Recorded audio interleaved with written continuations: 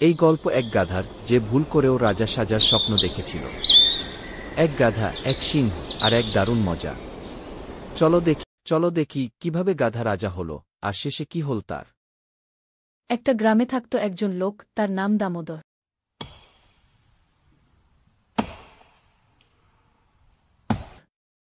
সে জঙ্গলে থেকে গাছ কাটত আর তার ছিল একটা গাধা। তার উপরে কাঠ রেখে কাঠগুলো শহরে বিক্রি করত। এইভাবে চলত দামোদরের জীবন। একদিন সে জঙ্গলে কাঠ কাটছে, তখন তার গাধা পাশে বসেছিল।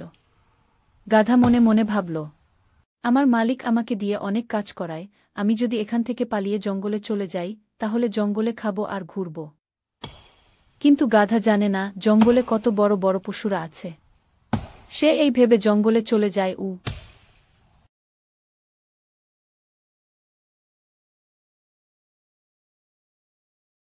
একদিন কেটে যায়, 2 দিন কেটে যায়, কিন্তু সে জানে না কেউ তার পেছনে পেছনে তার খবর রাখছে।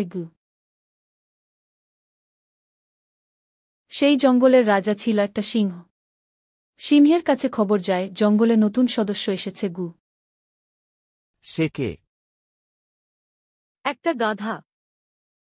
বনের পশুরা, যাও, তোমরা ওই গাধাটাকে খুঁজে নিয়ে আসো আমার কাছে। সব পশুরা খুঁজতে যায়। আমি তো দেখছি, বেটা, কতদিন ধরে তুই এইভাবে লুকিয়ে ঘুরছিস, আজ আর ছাড়ব না। গাধার সঙ্গে দেখা হয় এক বানরের। ভাই, তুমি কে? তোমাকে কখনো দেখিনি এখানে। আমি নতুন এসেছি। গাধা তাকে তার ঘটনা পুরো খুলে বলে বানরকে। আমিও গ্রামের থেকে পালিয়ে এসেছি। বানর আর গাধার বন্ধুত্ব হল। ওই সময় শিয়াল আসলো গাধার কাছে। চলো, জঙ্গলের রাজা সিংহ তোমায় ডাকছে। তারা সিংহের কাছে গেল। আমার জঙ্গলে থাকলে আমার নিয়ম মেনে চলতে হবে। গাধা হাঁটতে হাঁটতে যাচ্ছিল আর মনে ভাবছে, সবার সামনে আমাকে ছোট করছে, আমি দেখাবো সিংহকে মজা। তখন দেখতে পায় একটা সিংহের চামড়া সেখানে মাটিতে পড়ে আছে। গাধা সেই চামড়া পরে ফেলে আর তাকেই লাগে একটা সিংহ। সে জঙ্গলে যায় আর এক এক করে সবাইকে ভয় দেখায়। সবাইকে বলে, আমি তোমাদের রাজা। সবাই তাকে রাজা ভাবে। সে আবার সিংহের কাছে যায়। সিংহ গর্জন করে।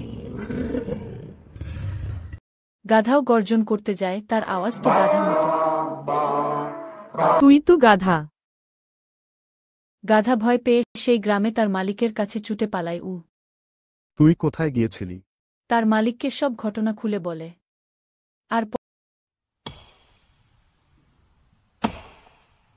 আর পরে দামোদর আর একটা গাধা কিনে আর কম কম করে কাজ করায়।